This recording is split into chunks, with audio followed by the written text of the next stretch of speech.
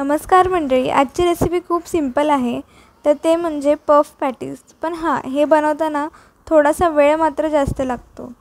हे बनवण्यासाठी 2 कप मैदा, नंतर जिरं, मीठ, 2 चमचे तेल हे सर्व मिक्स करून घ्यायचं आहे. त्यानंतर त्याचा पिठाचा गोळा मळून घ्यायचा आहे. तो अर्धा तासभर ठेवून द्यायचा आहे. नंतर 2 टेबलस्पून तूप, नंतर 3 टेबलस्पून मैदा आणि 3 टेबलस्पून कॉर्नफ्लॉवर हे सर्व मिक्स करून घ्यायचं आहे. यामध्ये कॉर्नफ्लॉवर खूप महत्त्वाचं आहे. जर कॉर्नफ्लॉवर नाही ॲड केलं तर जे पफ पॅटीसचे लेयर्स आहेत ते आपल्याला दिसणार नाहीत.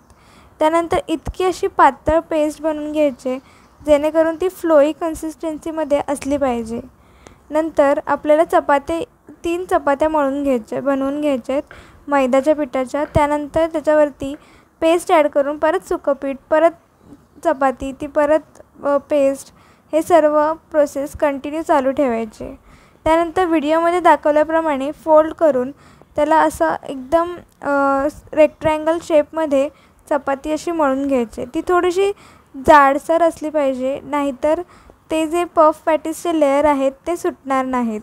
त्यानंतर स्टफिंगची व्हिडिओ ती नंतर येणारच आहे, पण त्यामध्ये आपल्याला ती बनवलेली स्टफिंग ॲड करायची.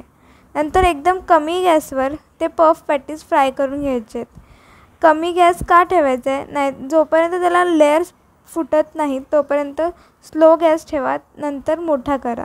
कशी वाटली रेसिपी नक्की सांगा. धन्यवाद.